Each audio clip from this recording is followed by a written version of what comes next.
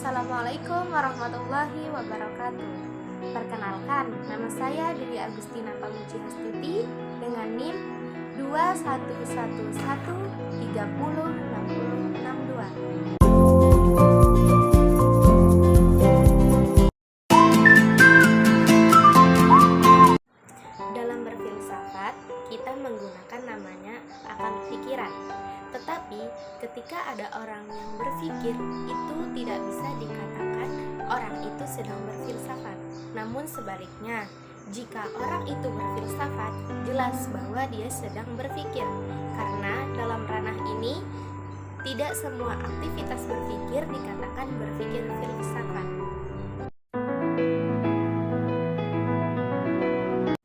Di sini saya akan menjelaskan proses dalam berfilsafat.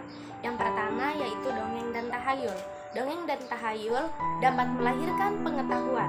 Berpikir dengan menggunakan logika, yaitu melalui 3 tahap. Yang pertama ada tahap pemahaman, yang kedua ada tahap keputusan, dan yang ketiga ada tahap argumentasi. Yang kedua yaitu cara berpikirnya ini secara universal. Maksud dari universal adalah secara umum, bukan khusus.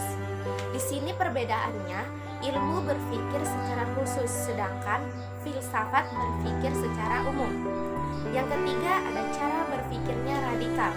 Dalam artian, berpikir sampai kepada akar masalah.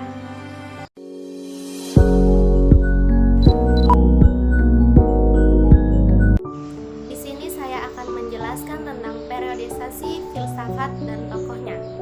Filsafat Yunani terbagi menjadi 2 periode, yaitu periode filsafat Yunani kuno dan periode filsafat Yunani klasik. Tokoh-tokoh dan pemikirannya pada masa Yunani ini adalah yang pertama, ada Sokrates. Sokrates mencari kebenaran dengan metode tanya jawab atau metode induktif dan definisi. Dan yang kedua adalah Plato. Nah, Plato ini memiliki pemikiran yang sama dengan Sokrates, juga bersifat intelektual dan rasional. Dan yang ketiga ada Aristoteles. Nah, si Aristoteles ini ia memiliki keyakinan bahwa kebenaran yang sebenarnya hanya dapat dicapai dengan pengertian. Yang kedua saya akan menjelaskan tentang filosof-filosof besar Islam. Yang pertama ini adalah Al-Kindi. Al-Kindi berpendapat bahwa filsafat adalah ilmu tentang kebenaran atau ilmu yang paling mulia dan paling tinggi martabatnya. Yang kedua adalah Al-Farabi, dan selanjutnya Ibnu Sina, dan yang terakhir adalah Al-Ghazali. Yang ketiga tentang pentingnya ilmu berdasarkan Al-Quran, terbagi menjadi 4. Yang pertama, orang berilmu takut kepada Allah Subhanahu wa Ta'ala, terdapat dalam surah Fatir ayat 28. Yang kedua, orang berilmu akan diberi kebaikan dunia dan akhirat, terdapat dalam surah Al-Baqarah ayat 269. Yang ketiga, orang berilmu dimudahkan jalannya ke surga, terdapat dalam sebuah hadis riwayat Muslim nomor 2699 tentang keutamaan ilmu pengetahuan dalam Islam.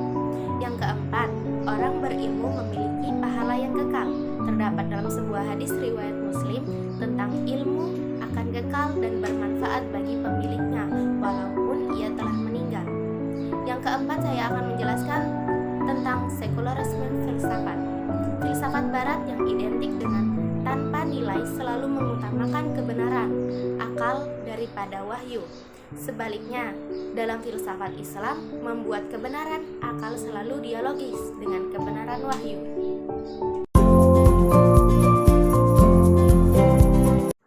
Setiap cabang ilmu pengetahuan pasti mempunyai objek yang ditelaah atau dipelajari. Dalam hal ini, filsafat mempunyai 2 objek kajian, yaitu objek material dan objek formal. Objek material yaitu hal atau bahan yang diselidiki, hal yang dijadikan sasaran penyelidikan atau segala sesuatu yang ada, sedangkan objek yang dikaji adalah sesuatu yang dapat dirasionalkan, yang bersifat empiris dan ilmiah.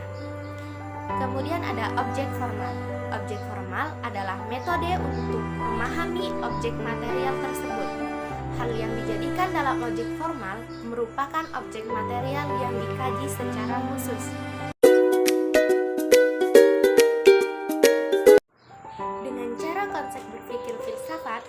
adalah cara berpikir yang radikal, universal, konseptual, koheren atau konsisten, dan sistematis.